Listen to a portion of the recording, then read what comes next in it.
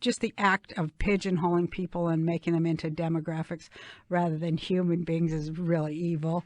Were you cast as you're the female comedian when you were starting out? Paul Mooney was the African-American comedian. Is that what you went through? Yeah, and it's still like that, even, and it's kind of even worse. I mean, you never see a black comic and a white comic book together. I mean, now.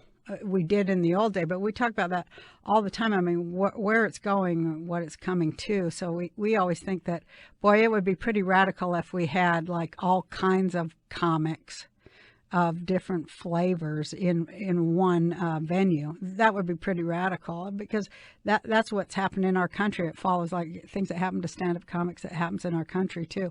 Now they just call it demographics, where they might have called it an uglier word earlier. But I mean, and marketing they call it when they would have called it an uglier word earlier. But it really is like herding people into small boxes and pens. But there's always like the thing you're not supposed to say that's just under the surface and glaringly obvious, and I don't like that. I think that if I'm against anything, I'm against the shut up and go to the back of the bus for whoever the hell they're saying it to. I don't like that. I think democracy always is about various voices and various points of view, and they should all be, there should never be just one.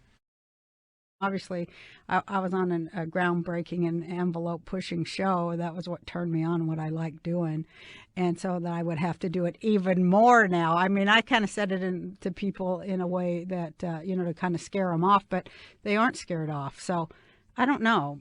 Who knows? Would you focus on class, yes, race, absolutely, gender, absolutely. all of those things? It. Yeah. Well, again, I would do a show that focused on, the majority of people in this country and how they're living. And, like if I had kids, like if I was going to do a Roseanne type show, which, I'm not saying I'm going to do, but, if I were doing the Roseanne show today, I mean, DJ would be in Iraq.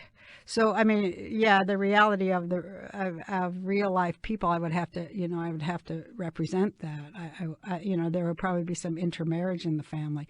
I mean, that, it would reflect the changes that, people at the bottom and, the lower middle are going through, because those are really the people that bear the brunt of all the policies and everything. I mean, people at the top sure don't.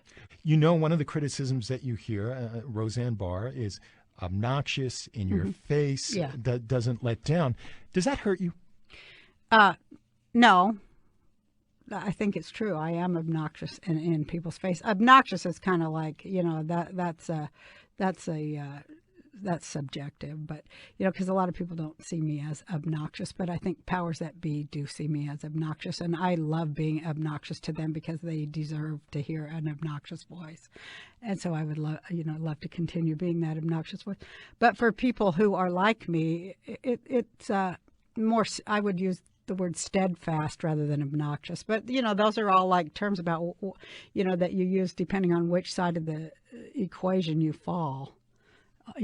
But you use the word power as well, and my sense is that it's a discussion about talking to power, challenging power. Yeah. Is that the role you feel you're filling? Well, that's what all stand-up comics do. I mean, that's why we're doing it. It's like, hey, wait a minute, here's something you should hear, and let's make it funny. Let's laugh it to scorn and mock it. The act of mocking, power it's pretty fierce, and I imagine that power finds that obnoxious, but it's actually cool. They're the ones that are obnoxious. Like I always say, people who are easily offended are often, and I would say always, but I've learned not to speak that way anymore. They're often the most offensive people in the world. I mean, people who are easily offended are extremely offensive people, usually. Why do you think that is? Because, I mean, just the act of being easily offended is offensive. I mean, it's anti-democratic. How do you know when you've gotten them? What, the beast? The beast, as you say. Power. Because they react very quickly with dismissing, and they're very dismissive. That's how I know. They're very dismissive, and then they go into, like a personal attack, and also the act of being, erased by the press and denigrated. That means you got a good shot in there. You're describing much of your experience over the past 20 years. Yeah, I totally am. Yes, absolutely. You feel like you got them somehow. Yeah, I did. I definitely know that I got them. I won too. It was awesome. How did you win? What do you mean?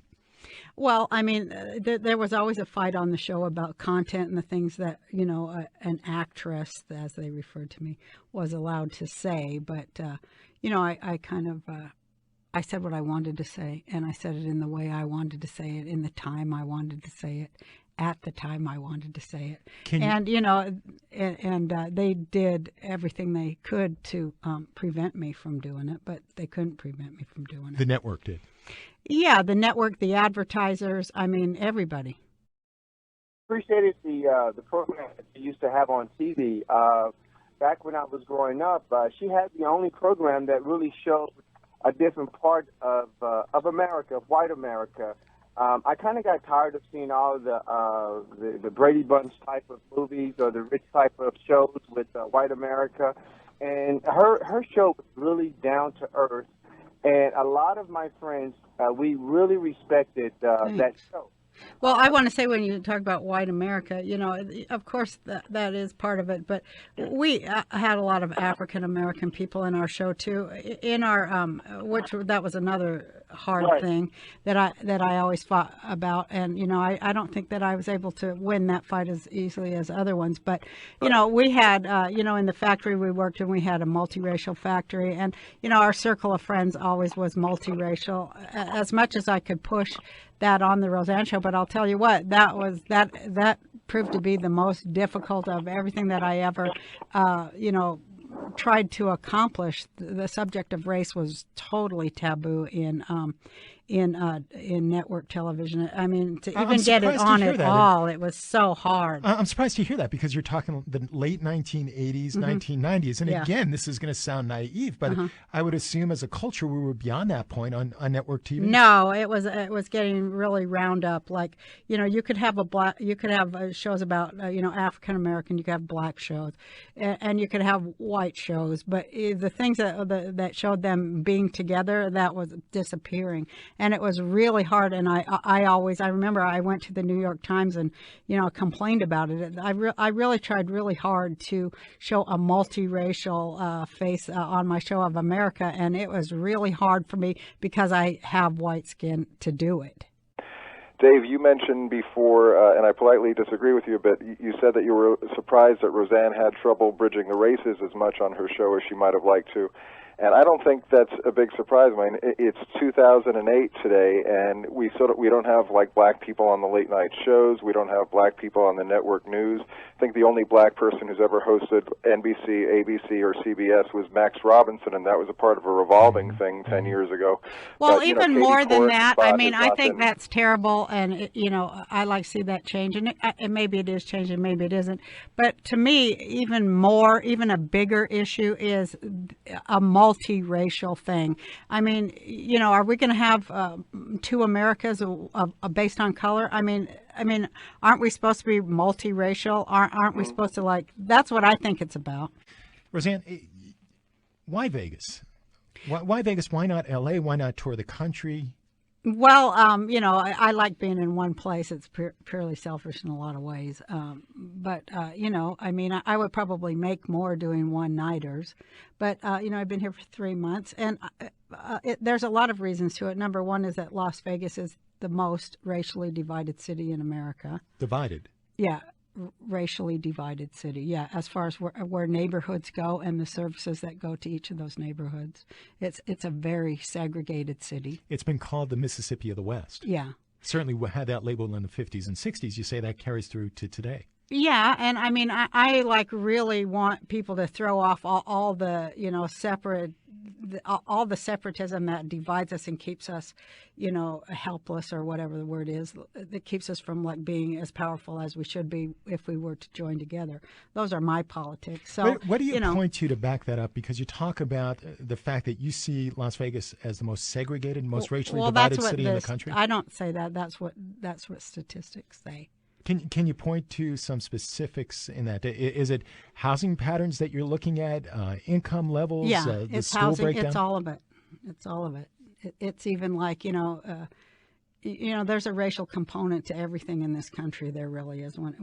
There really is. And is Vegas different in that regard from L.A., from Boston, from Chicago? no, but there's a huger chasm in Las Vegas between haves and have-nots than almost any place else in the United States. Much of that this hour, being at Las Vegas at the Sahara, and this idea of political activism. One of the reasons you just said you're drawn to the Strip is because the unionization of the Strip. I like unions. I mean, you know, I'm a pro-union person, and the Roseanne show was a lot about, you know, this character who lost her union job and what she did after that.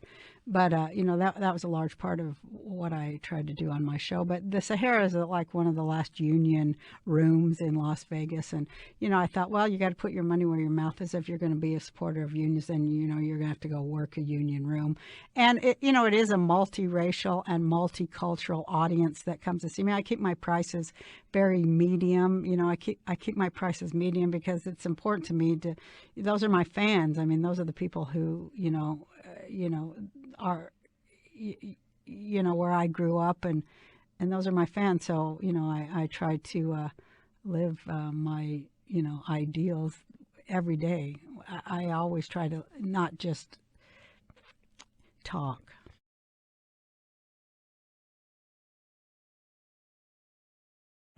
Do you know people have been blacklisted? I mean, is it just kind of a self-censorship in Hollywood, or do people actually get edged out if they are too much against the grain? Yeah, it's self-censorship after a while, but it's not just a crazy self-censorship. It's self-censorship because there's actually a danger that you will never work again. And people know it.